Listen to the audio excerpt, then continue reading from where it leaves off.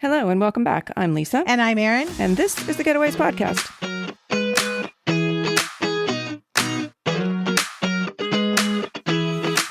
Happy days. Happy Monday, everybody. Hello. It's hot here again. Yeah, I feel like we talk about the weather like every time, and every time it's dramatically different than the time before because we complained about it being too cold last time. It was so cold last time, wasn't it? I feel like I was just wearing a winter coat. Yeah, no, it's crazy. All right. So let's talk about where we were last weekend. Cologne, Germany. Yes. It was our second time there. And the first time was during Christmas market, and this time was just kind of a weekend getaway, and then we'll talk about it in depth, but we went to the amusement park that's close to there. Since we've moved, we're about an hour and 45 minutes from Cologne, so it's a super easy trip. Yeah, and just like an hour to Germany, so it makes just going to other countries easier, and Belgium's very close as well. Yeah. And the reason that we went is because Dylan graduated high school virtually, right?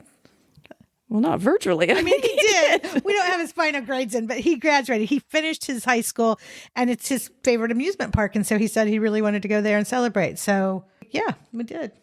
Okay, so two very, very different trips. The first time, Christmas market, which I absolutely love, and we'll get more in depth. We talked about before, but we'll get more in depth with as it gets closer to Christmas. But this was just really kind of enjoying the city. Yeah. Walking around, eating, drinking, all of that stuff, in addition to the amusement park. Which we did all of that stuff. Yeah. Really, really well. We're good at the eating and drinking. Yeah. All right, so should we start with the history? Yeah. So tell me about Cologne. It's old. It's real old. Like nearly 2,000 years old. I know, that's kind of crazy. So, actually, older than that. That's the cathedral. The cathedral is nearly 2,000 years old. But the Romans founded the city in about 50 AD, right? Okay, yeah.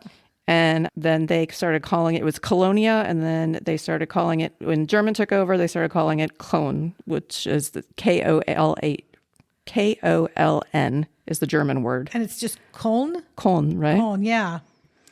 But those French guys. Then the French adopted it and called it Cologne, which the English take too. Okay, now can we have a timeout for 1 second? Please. I'd never understood why all city names are not the same no matter what language they're in. They should be in the local language. I agree. Like, it's weird. It's confusing. And after living in Italy, I started calling the Italian cities by the Italian names. Torino. Yeah, Torino. And then when I was doing all my research, nobody outside of Italy calls it Torino. Everybody calls it Turin. Well, not everybody, but all English-speaking countries. So I found myself having to revert back to Turin, but it's kind of weird. Firenze and... Like, the local people should name their city, and that should be the name across the world. Same with countries. No, I know. Same with countries, because Europeans call all different European countries different names. Right. It's so bizarre. But it should be named, it should be after the native language, the native country. Right. All right. Well, back to Cologne or Köln. Köln. So it is one of Germany's oldest cities and was originally when it was Roman, that was sort of the capital area, of right? That province. Yeah. The Roman, what would that be called? The Roman Empire. Was huge. Yeah. Huh? Hence the empire part. All right. So then the thing that you probably think of first when you think of Cologne is the cathedral. The ginormous cathedral. Huge. You can see it from everywhere. I mean, we were miles and miles and kilometers away, and you could see the two spires go up. And at one point, it was the oldest building in Europe. Oh, it was? Yeah, for like a hot minute. Not very long. But, oh, no, actually in the world. I just looked at my notes. It was the world, not just Europe. Wow. It took a very long time to build that cathedral. Oh, yeah. That's the whole story, isn't it? It was like 6 centuries or something. Yeah. So it started construction in 1248. And they worked for a little bit. And then they actually didn't complete it until 1880. Just took a little break. But one of the things that I think people, well, I don't know. Do people know this about the cathedral? About the relics? I didn't. Okay. So I didn't even know it, and I'd already been there once. Yeah. Well, so when we went with my sisters for the Christmas market, they went in and they saw it. Did you know about it before they I saw did. it? I had read about it when we were going. But there are relics from the 3 wise men that were said to have gone to bring baby Jesus, the 3 gifts of the Magi, right? So there are relics from them. And there's a whole area apparently in the cathedral that's dedicated to these relics. Well, does that mean there's like frankincense and myrrh? Isn't that what they brought? Yeah, but those are the gifts. These are relics from the three wise men, the three kings. Oh, okay. So it's like the Shroud of Turin. Well, relics can be all kinds of things, right? It can be like a little piece of bone. It can be, now I understand. All kinds of things. Can I tell you a little funny something? Yeah. You sent me the pictures that Megan sent because I didn't go into the cathedral. Megan went into the cathedral. And so you sent me a picture from inside the cathedral. And then the second picture, I was like, oh, that must be the three wise men's relics. It was one of those creatures from from the amusement park. Did you see the second picture? Yeah, I couldn't figure out what it was. I was like, what is that? And I'm so glad I figured it out, or I would have just put it up as some of the relics. That's funny. Did Megan see the relics? I didn't ask. Oh, okay. But so it was obviously a very long time in building the cathedral. Then people actually make pilgrimages to come and see the relics of the three wise men, the three kings. So for the cathedral, people make pilgrimages there. And the interesting thing is, like, a ton of Cologne was bombed out during World War II. I think like over 90%, right? Oh, yeah. But the cathedral stayed. So it's supposed to be that you are not allowed to bomb places of worship. And I mean, there's a moral code, but there's also like rules of war that you have to follow. And one of them is to keep the churches intact. And this one actually was. And so it sort of has become the symbol of recovery and strength and hope in Cologne, because that was one of the few structures that remained standing during World War II. It's so pretty. And enormous. I mean, I cannot impress enough how just you feel like an ant standing in front of it. I mean, it is so Is it the biggest enormous. one? The biggest cathedral? I don't know. I mean, it's like I said, one I've seen, I think. Like I said, it was the biggest, tallest structure in Europe or in the world for a minute. Yeah. But I don't know size-wise how it compares to the rest. I will say that when we went for the Christmas, because the Christmas market is right out front of it, the biggest one of them, in yeah. Cologne. And when we got there, I had no idea. And when we walked up, I was just like, holy crap. Yeah. Like, that's crazy. Yeah. It's so big. Yeah. Well, so pictures will be on the website, obviously. Yeah. So one of the other old structures that survived was the old city gate. Yeah. How do you say that? Like that.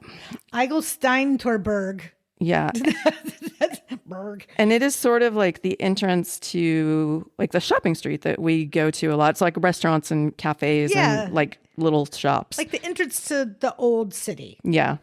And it's really, really cool. I mean, and it's just the gate. Yeah. Like all the wall around it's just like almost like an arch now, right? Yeah. Yeah. But it was originally the entranceway into the medieval city walls. And it still remains, and it's really cool to see and kind of walk through, and that area is really cool. And in the 13th century, it was one of the largest. In the 13th century, Cologne was one of the largest cities in Europe, and there were 8 kilometers of walls and towers and gates surrounding it. So that tells you how much was destroyed, right? Like how much they were bombed too, right? Because we didn't see anything either time of any other evidence of it staying. None.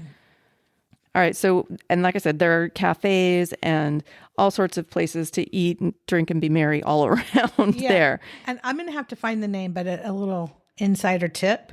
Right inside the gate, there's a cafe, and I will find the name and I will put it on the website that has $3 spritz. It's outside the gate, right? Oh, is it outside the gate? Yeah, it was outside the gate. But like in that little square right there. And it was mostly a hamburger joint, I think. Yeah. But we'll have to find the name. But really nice, and not just Aperol. They had like different kinds of spritz too. I had a Sarti spritz. Yeah. So really nice, and nice to people watch, hang out, have a nice summer evening. But that whole area is just hop it. Yeah. All the ages. Whole city is, but Yeah, all ages, all types of everyone. But yeah, a cool place to just kind of sit and people watch and hang out. Yeah.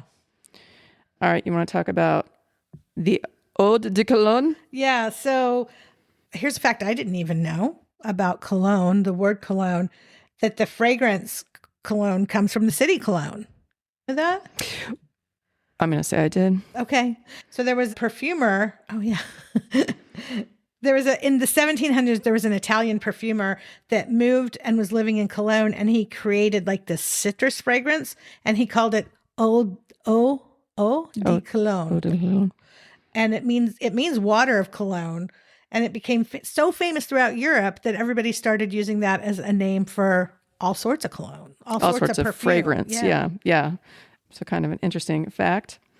Okay, so other things that you should see and do in Cologne. Other than the cathedral. And one of mine is the chocolate museum. Yeah, it's Lindt, right? Yeah, it's a Lindt chocolate museum. And it is, first of all, you get samples, which... You get so many samples. I'm all in for that. But you get to sort of see like kind of a bit of history and a bit of manufacturing, like a little bit of everything. And I really liked it. I mean, you should buy tickets in advance. It probably could take you like an hour to an hour and a half. But it's a nice little thing to do. Yeah, it is fun. And it gives you that whole like Lucille Ball thing because there's chocolate going by on a belt. Yeah. No, it's cool. I liked it. Also so I'm going to butcher words as I always do, but the Hohenzollern Bridge, which is the big bridge right by the cathedral that goes over the Rhine. Rhine or Rhone? Rhine. And it's I think all big river cities have these, but it's the bridge where everybody puts the love locks on them. But you could see them from far away. From far, yeah. But you get great cathedral views from there, great city views. It's a nice bridge to get over to the other side, which is where a big park and zoo are. So, and the bridge, it crosses, like you said, right across from the cathedral. And there's also like a big theater right there that has all kinds of things. Like it was Moulin Rouge when we were there right now. What was it at Christmas? Do you remember? I think it was the Nutcracker. Nutcracker, right. Yeah. And so it's also just kind of a nice thing to have right there. I will say about the Rhine too, you can do little like river cruises, but there are like for, an hour or two, but there's also huge, big riverboats that stop in there. And it's a big dock. There's a lot going on. It's very social down there along the river. Like there's people walking. That's where I would walk the dog every day, numerous times. But it's, there's people running, there's people biking. It's just and people just sitting around like having a beer. Yeah. Like it's a very social part of the city. That's the Rhine Promenade, right? Yeah. And as you get closer to the cathedrals, it starts getting really cafe and bar-y right there. And there's the park too. There's a bit of greenery right when we ate at a restaurant very close to that. But it is a very like nice, social, active area. Yeah, which leads us to Old Town, which is also on the riverfront. It's, part of it's on the riverfront. They're super colorful buildings. And I know a lot of it was like Christmas based when we were there and we really explored down in the Old Town, but really cute shops. Yeah. And tons and tons and tons of cafes and bars and beer halls. Right. And historical squares bills, which are my favorite part of Germany. Yeah. And then there's one other thing that we haven't done that we didn't see the first time we were there, and we saw it the second time. Well, I wonder if it was closed the first time because it was so cold. Oh, it may have been. So there's cable cars. It's called the Cologne Cable Cars, and it goes from the main city side across the Rhine to the zoo area and Rhine Park. And it's been operating since the 1950s. And they're true cable cars, but they close. They're all the way closed. That's what a cable car is, right? Yeah. But they go across the whole river. And I want to try it, I think. Do I? I don't know. I'm afraid of heights. But yes, when we were doing research on them, because I wanted to see what they were, it says many people miss them because they don't know about it. So we are telling you about the cable cars. Go do it and tell us how it is. Well, and it's interesting because, like I said, I walked Rex like along the river, both directions. And like, I was watching them and it doesn't even seem like it's that far, but it just goes right up and over the river. And it was busy. I mean, there was definitely people actively on it. The other thing I'll say about Cologne is that if you wanted to get around and you didn't want to walk, there are loads of bike shares and scooter shares that you can pick up almost anywhere. You just need to create an account and make sure you follow all the rules, but they are very, very readily available to get you from one end of town to another. And it felt like a pretty flat city, so biking wouldn't do that. Yeah, the only thing that I would say is it's cobblestone. Oh, yeah. So a lot of it's cobblestone, so just be careful with the bumpity bumps. Yeah. All right. So now we're going to move on to the reason we went the second time. Right. Which, I mean, technically, we've been to the area 3 times because this is our second time to Phantasialand. We never left Brule the first time. Yeah. So we went to Phantasialand, which is an amusement park. Did you found it on Instagram? Oh, I don't remember. Either Lisa or I found it on Instagram after we moved to the Netherlands. It just kind of popped up. And it was like it's an Asian themed I mean, there's Africa in there too, but it's primarily an Asian themed park. That's why it's called Fantasia, right? Yeah. But they do have a mix of a bit of everything. I mean, you guys had Mexican for lunch. Well, I wouldn't call it Mexican. They did. Mexican themed food. But it is a little bit of everything. And it's the theme, although sort of random, the specific theme for the rides and the areas, they're really good at. I mean, they do such a nice job of having a through line and detail. Like the detail in some of these areas and some of these rides is just the best I've ever seen. It's crazy. And we took Megan there, and it was her first time there, and she could not stop talking about how clean it is. Yeah. I mean, it is spotless. And it was busy. It was so busy. Yeah. And you don't feel so dirty after being there. Yeah. You know what I mean? Yeah. We still washed our hands, obviously. But so they have great roller coasters. You know, very much thrill heavy. I think there's like 4 or 5 like big, hardy, grown-up rides. There's, you know, even a roller coaster that you ride that's got VR, which is just kind of like something that you don't see everywhere, but it's really fun and really cool. And then they have, you know, they've got good family stuff. Yeah, they have all the rides for the kids and the younger kids, and you know, it is clean, and there's lots of food choices. There's lots of, you know, all like the themes are really great. It's a fun place to be, and it's. The prices, if you buy early, the prices are not bad at all. If you buy early, they're like $30. Yeah, for an adult. And we were like, oh yeah, this is great.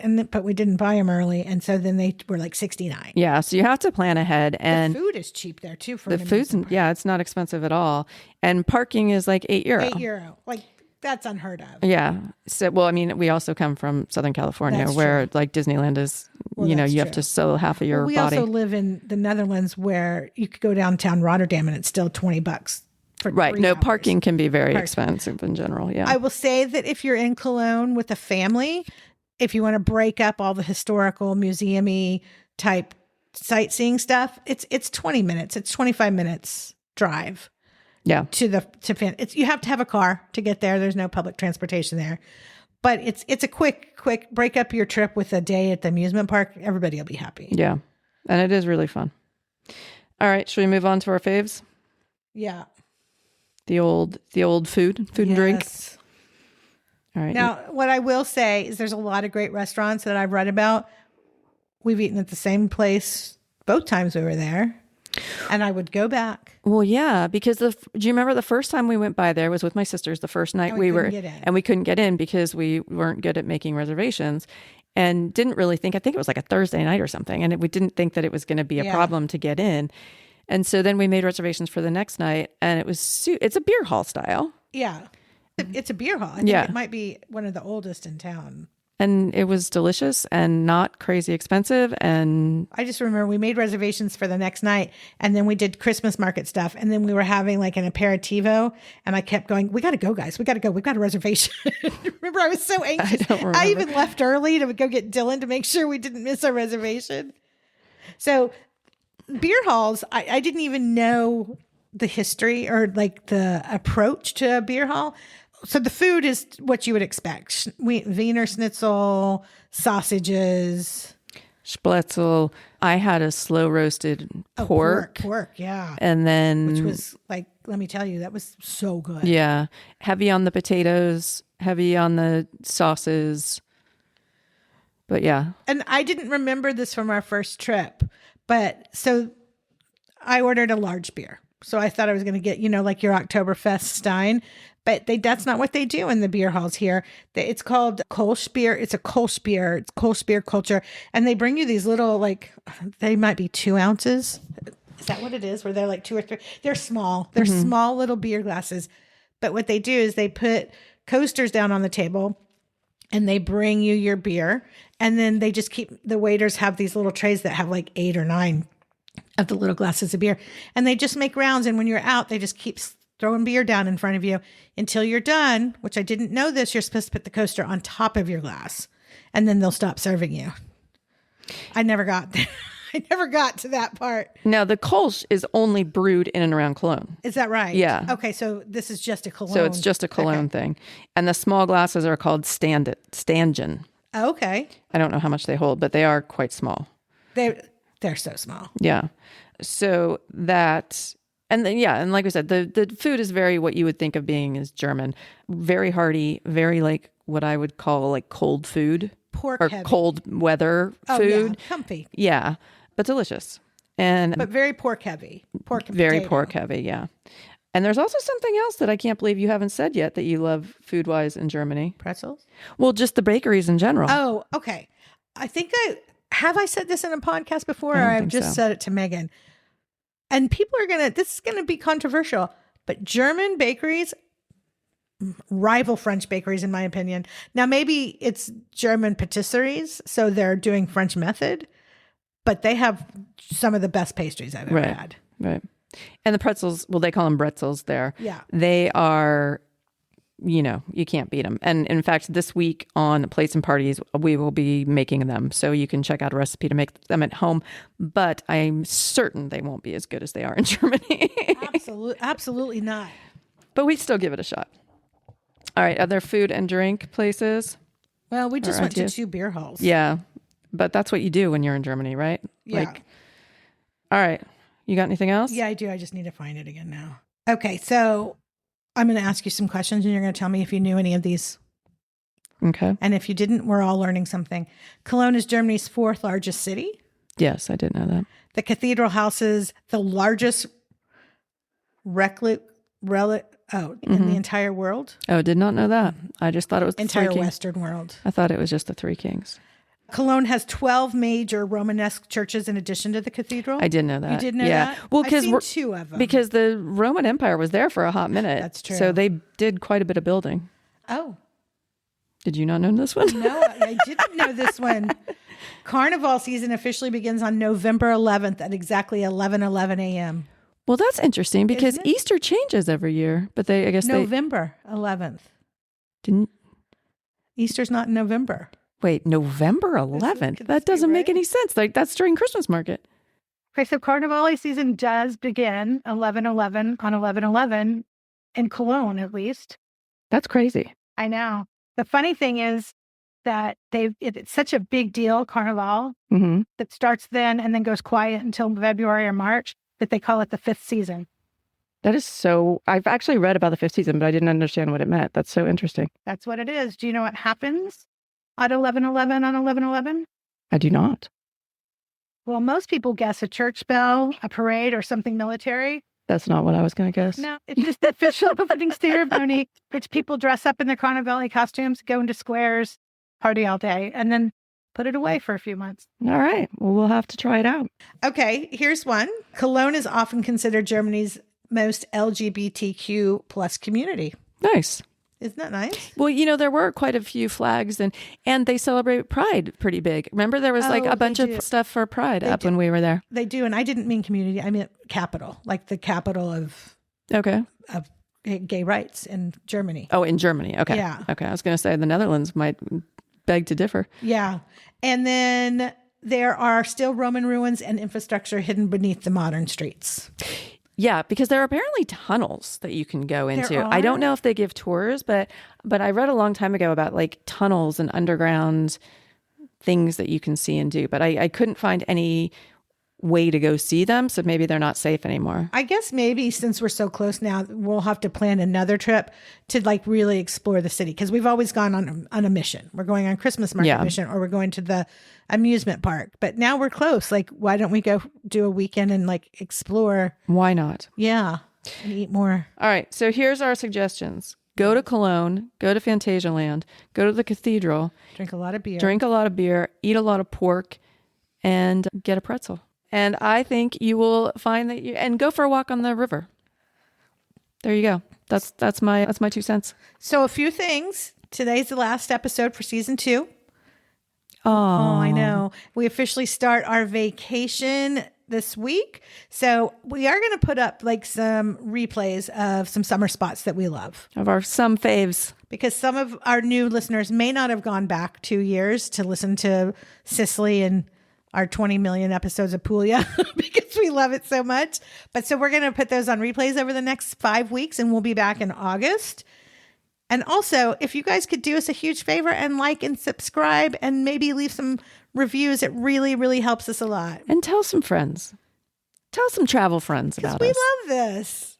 And we want to keep doing it, but we need your help in that. So here's what's happening. We're doing a big road trip down to Croatia. So we are going to come back in August with some great new stuff. Some Bavaria, some Austrian Alps. Yeah. The oldest city in Slovenia.